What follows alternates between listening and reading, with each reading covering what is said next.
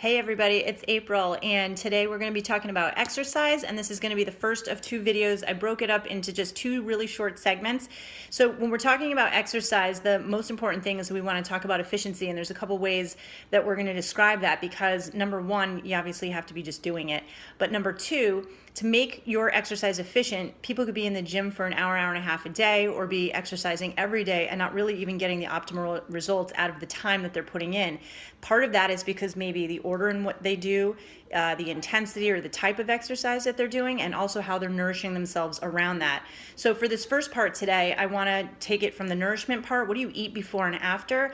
And also, what exactly are you doing? In the second video, I'll be talking a little bit more in depth about interval training and why people are really kind of spinning their wheels sometimes in terms of the order in which that they perform different kinds of exercises. So little things that you can change that will make a huge difference if you're going to put in the time. I don't even care if it's 10 minutes, 20, or 40. You want to make sure that you're efficient when you're doing it. So number one, I'm going to post a really quick 10-minute workout. So for those of you who are either not doing any kind of strength training or you're just not working out at all, nobody can tell me that they can't carve out 5 or 10 minutes to just be able to set a timer on their phone and be able to do something that's going to start to get their mass moving and to be able to start to create muscle. Muscle is what dictates our metabolism, so it's not enough to just walk or do cardio. Really, the most important thing is you have to do both. When you build strength and you build muscle mass, obviously your metabolism is going to go up. That alone, though, is not enough to be able to burn off all the fat. But cardio alone isn't enough. So a lot of times people will, do cardio, and certainly you're going to strip away some of the fat on top, but what are you going to be left with underneath? And so if you're not doing something to really, systematically boost your metabolism, you really want to make sure you have the two. It doesn't mean you need a gym membership. It doesn't even mean that you need to have, tons of exercise equipment. Resistance training against your own body and different exercises that you can do right there while you're watching TV will be plenty.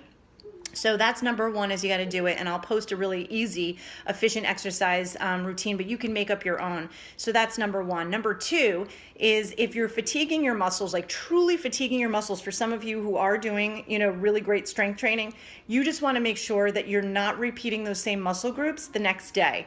So it's in the day that you're doing strength training, you're actually ripping your muscles, and it's in the day off of rest that you're actually building them back up again. That said, if you're brand new to exercise, you could be really sore tomorrow. It doesn't mean you fatigued your muscles. Real true fatigue of muscles is when you're really working them to exhaustion while you're, let's say, in the gym or lifting weights. And if that's not what you're doing, then don't worry. You can do these little 10-minute strength training, type exercises one or multiple times every single day, and it's absolutely fine.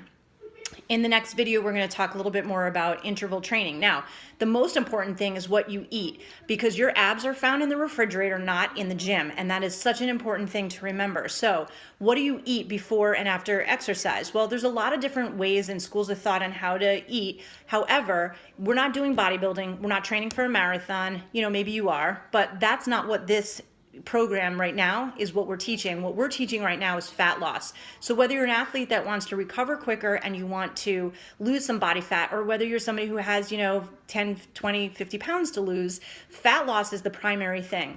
So what you eat will really matter. The first question you have to ask is, am I actually hungry, or do I have enough in the tank to be able to get through an exercise workout? I just find it crazy sometimes that people are like loading on food before they work out, and really what ends up happening is they had enough sugars and they had enough fuel to get through that workout, but now they're going ahead and putting stuff in, so that workout ends up being just burning off what they just ate. If you are going to eat, though, let's say it's the morning and you just really are starving when you wake up before you go to the gym or a run, or let's just say that, it's the afternoon and you feel a little bit depleted, that's fine. It's an easy rule: protein before in small amounts, and then protein after.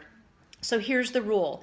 For protein before, it's just a small amount. It could be a lettuce wrap that has just a little turkey in it. It could be a bite of chicken that you had, left over from last night, or a few bites, or however much, 2-3 ounces maybe. That way it doesn't sit in your stomach. It's not fibrous, so it's not slowing down digestion and making your body have to focus on something else.